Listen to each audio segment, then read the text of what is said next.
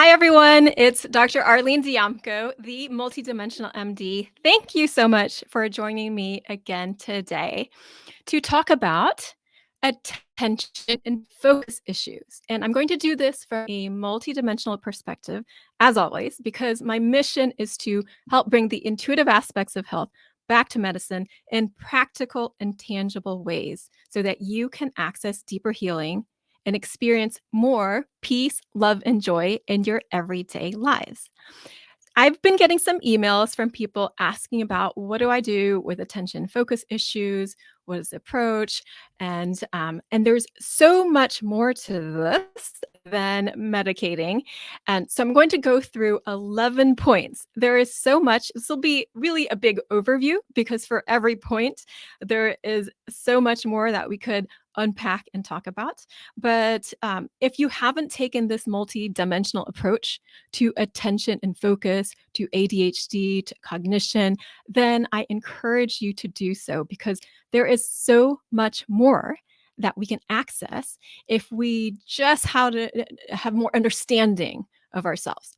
So the first thing is to consider the autonomic nervous system and the stress response because the autonomic nervous system has two arms, the sympathetic, that fight or flight response, and the parasympathetic, rest, digest, although it can be a frozen state. So what does this have to do with attention and focus? Well, if you're in a stressful situation, then you will actually be hyper focused on things like taking in too much information. And this is a fight or flight response. So if you were a Marine at war or in any very stressful situation, then it is to your benefit to notice everything. It keeps you alive. But if you have this ongoing stress response, an overly sympathetic state, and you are going through just like regular everyday life, then it can be more dysfunctional because if everything gets your attention, then it's hard to focus. And so we have to balance that autonomic nervous system. And there's many ways to do that. One is through the osteopathic treatment, but breath work, exercise, and so many different things can help to balance that autonomic nervous system.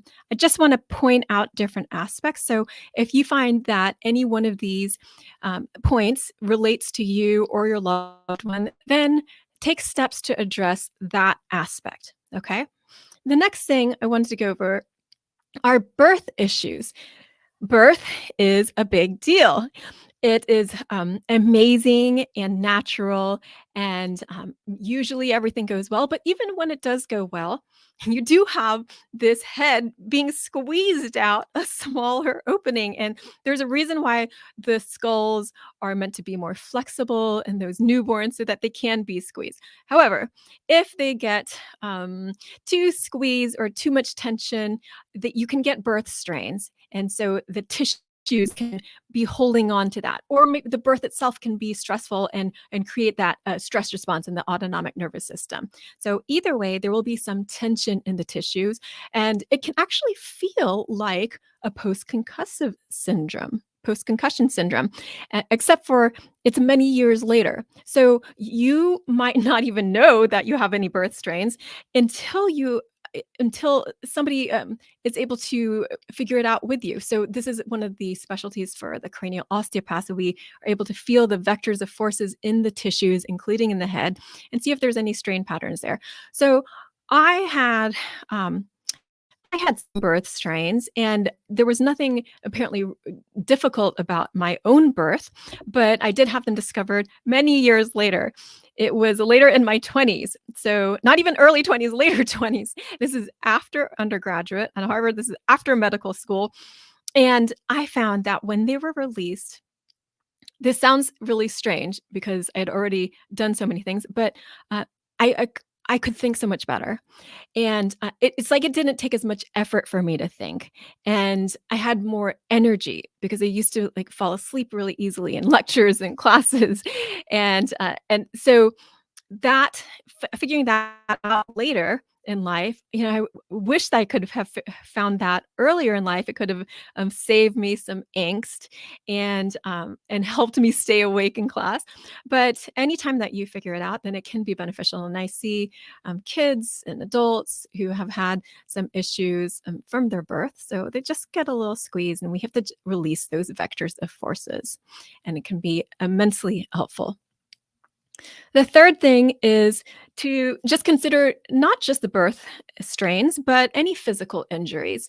Whether you've fallen and hit your head, had a concussion, been in a car accident, had whiplash, which also aggravates your autonomic nervous system, had a fall in your tailbone, or even a fall in an outstretched arm. So those vectors of force go through you, and you are one unit. So if you imagine a balloon and you were to put some pressure on it in any area of the balloon, then you're going to feel that throughout. So that you are a unit, and if one part of you gets injured, then all of you feels it.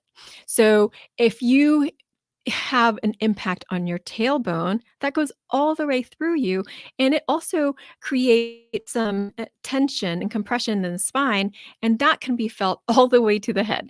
So you may not consider it like that, but if you've had any major injuries in your life, then this would be another reason to get a good osteopathic check, especially by a cranial osteopath that can check the head issues as well as and the birth strains.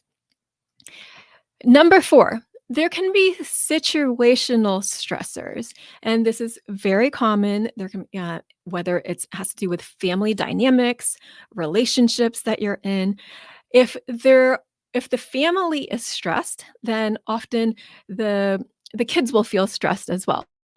And of course, if your partner is stressed, then you will often tend to feel stressed as well. Now, it doesn't mean that you have to put it all on the other person to address it, but it's to understand that the different influences and relationships in our lives and what that can do. So I commonly see if the parents have any marital stress, or if there's been a separation or divorce, then and it's not quite settled, especially in those early years, then that can really impact the kids. And this is not meant to be a judgment, but an understanding. So if there's anything that we can do to help smooth that out, or just give some time for processing, including getting counseling, art therapy, play therapy, any kind of therapy that could be helpful, then to consider doing that. So, attention and focus issues can be pointing towards a bigger picture, a larger issue. And so it's not just about always medicating and forcing attention, or people will self-medicate all the time with caffeine and chocolate. So it's not just about that. It's also about addressing the big picture. You're a whole human being. So we have this body, mind, and spirit approach.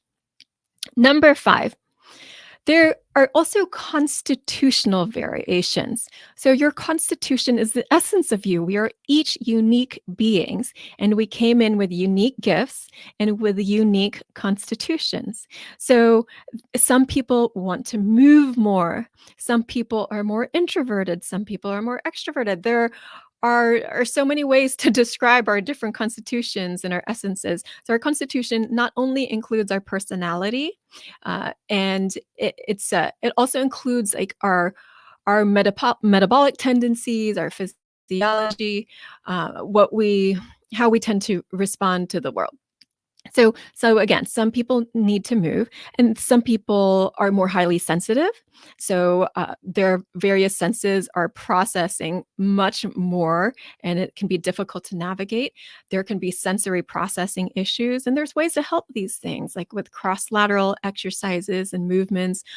Somebody might have dyslexia and have some learning issues, and if those are not addressed, then it can be very difficult to pay attention, or there can be feelings of not being good enough, of not being smart enough. So it's instilling this growth mindset and being able to address these various constitutions.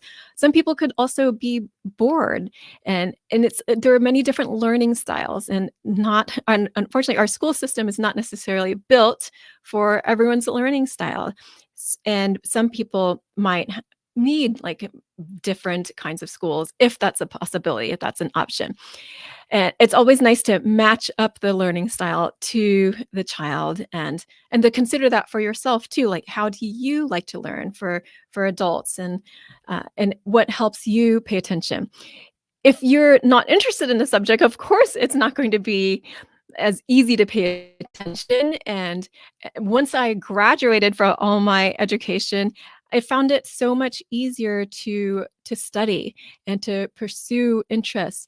And I know that sounds strange since I've gone through so much schooling, but I love to be able to study. I love to be able to learn new things because there are things that are interesting to me. So it's knowing what is interesting to you, what is fun for you, what is your play. So understanding that is very helpful. 6, nutritional deficiencies. Now, this is a whole huge boat here. And if you haven't had a nutritional profile and you have a lot of attention and focus issues, then it could be a good place to start because it can point you in certain directions that could use some help. And there's lots of research on nutrition and ADHD and what can be helpful. So I'm going to go through some highlights. First of all, since the last time I gave a talk on Concord grape juice, then I've been exploring all of these different antioxidant juices. And so, last episode, I had talked about how when I felt blueberry juice, it seemed to go towards the brain and the nervous system more and had this affinity for it. But I hadn't looked up any studies on like what blueberry juice does for cognition. So since then, I have.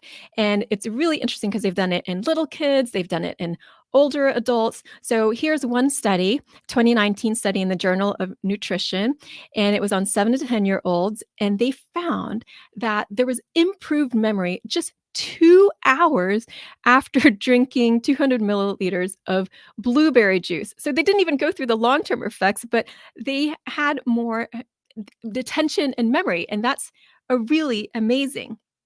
And so, 1 second here, my daughter's calling me really quickly. I gotta get back to her. Um, so and then they had this other study with blueberry juice on older adults. This is a 2017 study done by the University of Exeter, and it showed that older adults ages 65 through 77 who consume just an ounce of blueberry juice per day had improved cognition. That is phenomenal. So Dr. Joanne Botel, head of sport and health sciences at the University of Exeter, said, in this study, we have shown that with just 12 weeks of consuming 30 milliliters of concentrated blueberry juice every day, brain blood flow, brain activation, and some aspects of working memory were improved in this group of healthy older adults. Amazing. And it's not just blueberry juice that gives you like a nice punch of antioxidants, helps you detoxify, helps your mitochondria work better, helps your energy flow, helps your nerve flow.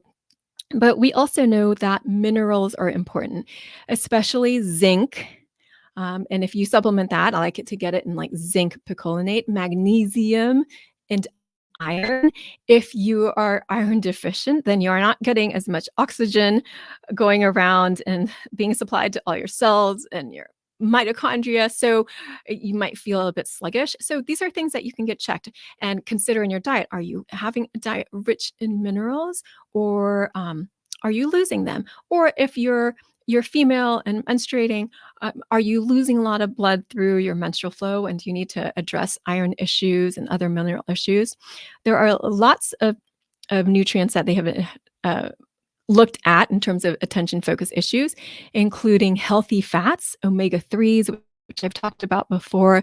And those omega-3s are really important for nerve communication because we have that myelin sheath, fatty layers wrapping all the nerves, and we have the fatty layers wrapping around each of the cells. So we need that for nerve conduction and communication. We also need vitamin D, which is another healthy fat. We usually get it from the sun, and our bodies take in the sunlight and then are able to create vitamin D in the body. But if needed, we can supplement with that. And I like to have a healthy range if we were to measure the 23 hydroxy vitamin D. At about 50 to 70 range. So if it's under 30, then that is vitamin D insufficiency, and so definitely need to supplement. We also need to consider B vitamins in the diet. And again, if you aren't sure, then consider getting a nutrition panel. There are more and more studies coming through. If schools provide a healthy lunch without additives and preservatives and providing a good variety of foods, then it can help contribute to cognition, academic performance, less aggressive behavior. So in trouble schools, the kids were doing better. And so and we know this in adults as well. So again, if you're in doubt, just consider getting a nutrition panel. Then, number 7, I have gut and metabolic imbalances. There are so many things to consider here. So, along the lines of nutrition, consider the micro fluctuations of blood sugar, because the overconsumption of sugar and processed carbs can create some metabolic imbalances, and it's difficult for your cells to manage them. So I talked about this last time when talking about Concord grape juice, and then other episodes talking about metabolism. But to consider those, that ratio of food that you're getting in the diet, and not to overconsume sugar and processed carbs. Because if you do so, it will also alter your gut flora. And then your gut flora is really important for it's supplying neurotransmitters and for actually assimilation of food and digestion and detoxification. And so your gut flora will be off, and actually will create this loop of telling your body to eat more sugar and processed carbs. So if you have those sorts of cravings, just understand that there's a reason for it, and then take steps to address it, like Concord grape juice. So if you haven't listened to the Concord grape juice episode, then please do, because it has so much information there. I also will consider the adrenals, thyroid. Again, it's not just any specific glands. We have to look at the whole. But if someone's been in a stress state over a long time, then sometimes those adrenals get really tired. Or if there's a family history of thyroid issues or any other signs and symptoms of thyroid issues, then to consider that. And we can look at this whether through labs or through the osteopathic assessment and treatment. We can get an idea of how the organs are functioning as well, and support those in ways that are easy for a person. So whether, and that can be changing the diet, that can be adding adaptogenic herbs to help support various glands, supporting like specific nutrients for specific glands. So this is a lot to think about and go over. And it's what I want to do, is be able to expand your perspective on attention and focus issues, and not think that you immediately have to go to a medication. Number 8, allergies and sensitivities. So this could include food allergies and sensitivities, environmental, chemical. We know that there are certain food additives, from sodium benzoate to certain food colorings, red number 40, yellow number 5, that people tend to react to. And there are food warning labels in Europe that are not in the US. But when we know that it affects our nervous system, attention, possibly allergies, and an allergic response can create a stress state and create something that looks like attention and focus issues. And so it's always considering the bigger picture of things. So if you are interested in exploring that, then consider getting an allergy and sensitivity panel to look at food and possibly environmental and chemical allergens, and to be able to address that. Number 9, in terms of toxicities. So These can be from metals like mercury. If you're eating a lot of seafood, it might be a good idea to get your mercury levels checked. It could be from pesticides. So, again, eating more organic, or if you look up the Dirty Dozen, to get the Dirty Dozen foods more organic. And that's from EWG, Environmental Working Group's list. They put it out every single year. And if they found that if you just buy those 12 um, vegetables and fruits organic, then you can avoid a lot of your pesticide exposure through eating produce. And of course, like, wash all your produce before you eat it. So pesticides are meant to be toxic to living organisms, and so um, anything we can do to help ourselves detoxify can also be helpful. And that's why we need lots of antioxidants. We need those B vitamins. We need healthy fats to turn over things, because certain toxins tend to hide out in the fats. And so we need the healthy fats to help our fats turn over and not store up these toxins over time. Number 10, a need for time in nature. So this was really interesting. And there's more and more studies coming out about this, but there was a study done by Andrea Faber Taylor at the University of Illinois Urbana-Champaign, and she found that just a 20-minute walk through a park was as effective for children with ADHD as methylphenidate. Isn't that fascinating? A 20-minute walk in nature was found to be as effective of methylphenidate, which is an ADHD prescriptive medication. So I just want to let that sink in a little bit, because have we done what we can to address the needs of our being before medicating? Because when we consider our deficiencies, including deficiency of nature time, it's really never a deficiency in a medication. So we need to figure out ways to nourish our being. And when we do so, then we can help our physiology function better. We can help our nervous system function better. We can help our cognition. So just take each of these points, and I know I'm almost done here, but this is the 10th point, the need for time in nature. And the last one is mindfulness and brain breaks, because we live in a culture that is sensory overload, is overstimulating. We have so many devices. We have so many ways to get information. And it's like our brains just start to short circuit. So we need to provide breaks for ourselves to ground, again, grounding with nature, but we need to actually consciously allow ourselves to take a break from being overstimulated. And whether you do that through nature, whether you do that through mindfulness, a mindful walk, just bringing your senses back to your awareness, back to your own senses. So taking a look at, like, what do I see? What do I hear? What do I feel? And slowing yourself down so that you can ta have some awareness of all of those things, but actually giving yourself some room. And this is why some people actually choose to go in these sensory deprivation chambers or float tanks to give yourself a break from the overstimulation of the world. And you can do that. I've done them before, and it can be really relaxing. It's actually so interesting when you take away all sensory input, because then you just have yourself to tend to reflect on. And that can be a lot for people, so it can bring up a lot, but just consider different ways to add a more conscious, mindful component to your life. So again, whether through mindfulness, taking walks in nature, doing something bigger like a sensory deprivation chamber, or just being conscious of your actions. So making sure that what you are thinking and doing are matching.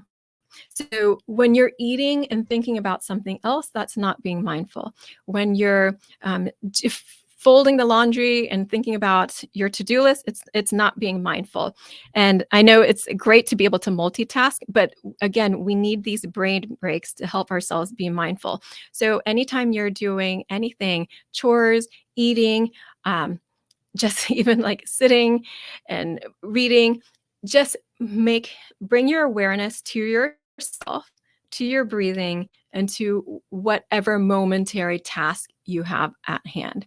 So if it's talking with the kids, talking to a friend, talking to any loved ones, if it's eating, appreciate everything about your food, be able to smell it and look at it and take in all that nourishment with all of your senses. So not just your taste and smell, but how does it feel, and how does it feel going into your body, and what are you thinking when you're eating? Like, do you have an appreciation for the food and the drinks that you have?